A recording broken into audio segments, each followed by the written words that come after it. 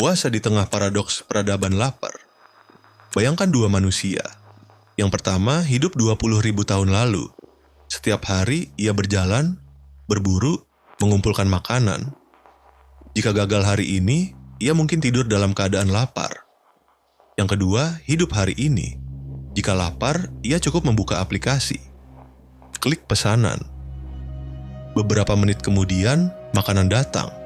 Sepanjang sejarah manusia, kita terus bergerak dari manusia pertama menuju manusia kedua.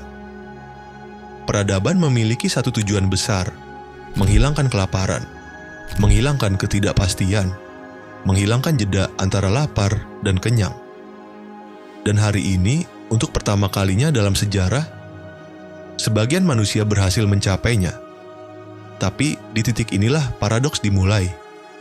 Karena sekarang, sebagian dunia masih kelaparan, dan sebagian dunia justru mati karena terlalu kenyang. Dunia lama, kelimpahan tanpa kepastian. Selama lebih dari 95% sejarah manusia, kita hidup sebagai pemburu peramu. Tidak ada sawah, tidak ada gudang pangan, tidak ada stok makanan. Jika lapar, manusia harus mencari. Menariknya, penelitian antropologi menunjukkan sesuatu yang tidak terduga. Banyak masyarakat pemburu peramu sebenarnya hidup cukup baik. Mereka bekerja hanya beberapa jam sehari, makanannya beragam, dan alam menyediakan cukup. Ekonom antropolog Marshall Sahlins menyebut mereka the original affluent society, masyarakat paling makmur dalam arti yang sebenarnya. Mereka tidak mengejar penumpukan harta, hidup dengan kebutuhan dasar yang sederhana. Kebutuhan mereka mudah terpenuhi. Karena itu, mereka jarang merasa kekurangan. Rata-rata mereka bekerja 3-5 jam per hari, sisanya untuk istirahat, bersosialisasi, ritual, bermain. Bandingkan dengan masyarakat modern yang sering bekerja 8-12 jam hingga tak ada waktu buat keluarga, sosial, santai, bahkan untuk diri sendiri. Tetap merasa belum cukup. Namun ada satu hal yang tidak dimiliki pemburu peramu, rasa aman. Tidak ada stok, tidak ada jaminan. Selalu ada jarak panjang antara lapar dan kenyang, hidup dalam kelimpahan alam. Tapi dalam ketidakpastian jaminan, sekitar 10.000 tahun setelahnya, manusia melakukan keputusan paling penting dalam sejarah. Kita mulai menanam, bertani. Untuk pertama kalinya, manusia tidak hanya mencari makanan, manusia mulai mengantisipasi lapar, menanam hari ini, menunggu, menyimpan. Inilah awal dari stok, kepemilikan, penumpukan, ketimpangan. Karena siapa yang menguasai makanan, menguasai kehidupan. Sejak saat itu, peradaban memiliki satu logika dasar. Produksi lebih banyak, simpan lebih banyak, kurangi risiko lapar, jeda antara lapar dan kenyang mulai memendek, dan rasa aman mulai tumbuh. Sejak saat itu, manusia tidak lagi takut lapar hari ini, tapi mulai takut. Bagaimana kalau besok tidak ada? Fear of hunger bergeser jadi anxiety of future. Kata sejarawan Yuval Harari, "The agricultural revolution was history's biggest fraud."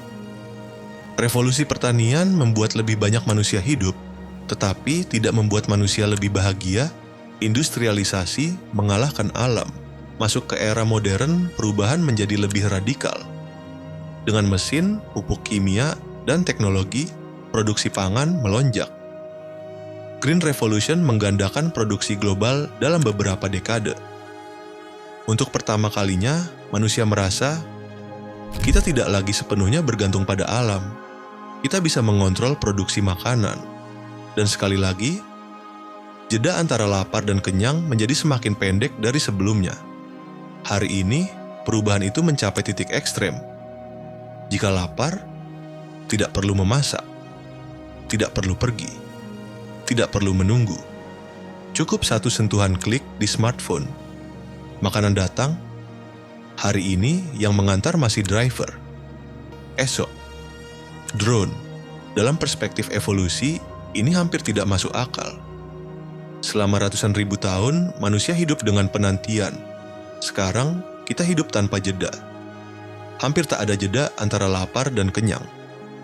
Dan ketika jeda hilang, kemampuan menunggu ikut hilang. Perubahan ini belum berhenti. Di masa depan, di era artificial intelligence, makanan seperti magic, semakin instan dan personal. Ini teknologi yang kini sedang dikembangkan. Daging yang dibuat di laboratorium. Pertanian indoor tanpa tanah. Tanaman rekayasa genetik yang tumbuh lebih cepat. Makanan yang diproduksi seperti produk industri. Untuk pertama kalinya dalam sejarah manusia, kita mendekati dunia di mana makanan selalu tersedia. Tanpa musim, tanpa jeda, tanpa ketidakpastian. Inilah impian peradaban sejak awal, menghilangkan lapar. Tapi, filsuf Stoik pernah mengatakan, orang miskin bukanlah yang kekurangan, tapi orang yang tidak pernah merasa cukup. Kita sekarang berada di level ini, 3 paradoks, 3 masalah, tapi disinilah paradoks muncul. Realitas hari ini menunjukkan sesuatu yang aneh. Menurut FAO, 735 juta orang masih kelaparan. Menurut WHO, lebih dari 1 miliar orang mengalami obesitas. Untuk pertama kalinya dalam sejarah manusia, kita hidup di dunia yang sekaligus kekurangan dan kelebihan. Masalahnya bukan produksi, masalahnya adalah sistem. Peradaban berhasil menghasilkan lebih banyak makanan, tapi gagal membagikannya secara adil. Ada paradoks yang lebih dalam. Untuk memastikan manusia selalu kenyang, sistem pangan global sekarang menghasilkan sekitar sepertiga emisi gas rumah kaca dunia. Pertanian menjadi penyebab utama. Deforestasi, krisis air, kehilangan keanekaragaman hayati. Ironisnya, dulu alam memberi makanan secara gratis. Hari ini, untuk memastikan manusia kenyang, kita justru merusak sistem yang memberi kita makan. Jika kita melihat pola ini, kita akan menemukan sesuatu. Setiap kemajuan peradaban mencoba menghilangkan keterbatasan. Tapi setiap kali keterbatasan hilang, masalah baru muncul. Kelangkaan pangan memunculkan obesitas. Produksi massal melahirkan kerusakan alam. Kenyamanan memunculkan kehilangan ketahanan. Paradoks peradaban adalah ini. Semakin kita menghilangkan batas, semakin kita tidak tahu bagaimana hidup tanpa batas. Siapa bisa menjamin semua paradoks itu tidak akan berlanjut ke era AI nanti?